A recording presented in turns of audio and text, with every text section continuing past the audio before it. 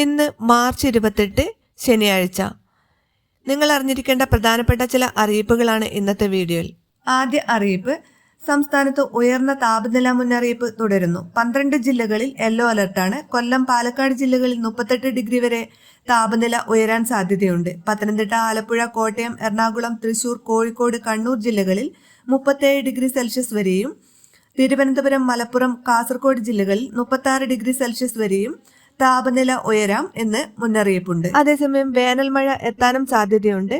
കൊല്ലം, തൃശൂർ, മലപ്പുറം, കണ്ണൂർ, കാസർഗോഡ്, കോഴിക്കോട് ജില്ലകളിൽ മഴയ്ക്ക് സാധ്യതയുണ്ടെന്നാണ് അറിയിച്ചിരിക്കുന്നത്. അടുത്ത അറിയിപ്പ്, ലളിതമായ രേഖകൾ ഉപയോഗിച്ച് പാൻ കാർഡിന് അപേക്ഷിക്കാനുള്ള സമയം മാർച്ച് 31 അവസാനിക്കുകയാണ്. നിലവിൽ ആധാർ കാർഡ് മാത്രം ഉപയോഗിച്ച് പാൻ കാർഡിന് അപേക്ഷിക്കാം.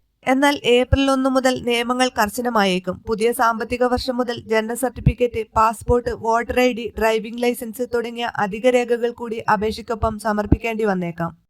അതേസമയം മാർച്ച് മാസത്തെ പെൻഷൻ വിതരണം മാർച്ച് 25 നടക്കാത്തതിൽ പലർക്കും ആശങ്കയുണ്ടായിരുന്നു. എന്നാൽ ഏറ്റവും പുതിയ വിവരങ്ങൾ അനുസരിച്ച് മാർച്ച് 30 അല്ലെങ്കിൽ 31 മാർച്ചിലെയും ഏപ്രിലെയും പെൻഷൻ തുകകൾ ഒന്നിച്ചു വിതരണം ചെയ്യാനാണ് സർക്കാർ തീരുമാനിച്ചിരിക്കുന്നത്. അടുത്തടുത്ത് 2 ഗഡു വിതരണം ചെയ്യുന്നതിലുള്ള ബുദ്ധിമുട്ട് പരിഗണിച്ചാണ് ഒരുമിച്ച് വിതരണം ചെയ്യുന്നത്.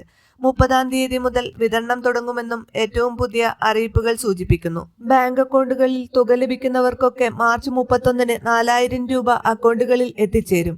എന്നാൽ മറ്റുള്ളവർക്ക്, അതായത് കൈകളിൽ തുക സ്വീകരിക്കുന്നവർക്ക് 2-3 ദിവസങ്ങളൊക്കെ ചിലപ്പോൾ താമസം ഉണ്ടായേക്കാം. മറ്റൊരറിയിപ്പുള്ളത്, കെട്ടിട നിർമ്മാണ തൊഴിലാളി പെൻഷൻ 5 മാസത്തെ കുടിശ്ശിക വിതരണമാണ്. കെട്ടിട നിർമ്മാണ തൊഴിലാളി പെൻഷൻ വാങ്ങുന്ന ഗുണഭോക്താക്കൾ ആശങ്കപ്പെടേണ്ടതില്ല. ഓരോ ജില്ലകളിലെയും തുക കൃത്യമായി ട്രാൻസ്ഫർ ചെയ്തിട്ടുണ്ട്. താമസിക്കാതെ തന്നെ എല്ലാവർക്കും തുക എത്തിച്ചേരും. 8000 രൂപയാണ് ഓരോരുത്തർക്കും എത്തിച്ചേരുക. 5 മാസത്തെ കുടിശ്ശികയാണ് ഇപ്പോൾ വിതരണം ചെയ്യുന്നത്. ചില ആളുകൾക്കൊക്കെ 3 മാസത്തെ തുക 4800 രൂപയാണ് എത്തിച്ചേർന്നിട്ടുള്ളത്. ബാക്കിയുള്ള 2 ഗഡുക്കൾ കൂടി ഇവർക്ക് എത്തിച്ചേരും. 6 മാസത്തെ കുടിശ്ശികയാണ് അനുവദിക്കുക എന്നാണ് നേരത്തെ അറിയിപ്പ് ലഭിച്ചിട്ടുണ്ടായിരുന്നത്. 5 മാസത്തെ തുകയാണ് ഇപ്പോൾ വിതരണം ചെയ്യുന്നത്. 1 മാസത്തെ തുക കൂടി അടുത്ത ആഴ്ച കൂടി കഴിയുന്നതോടെ ഇവർക്ക് ലഭിക്കും.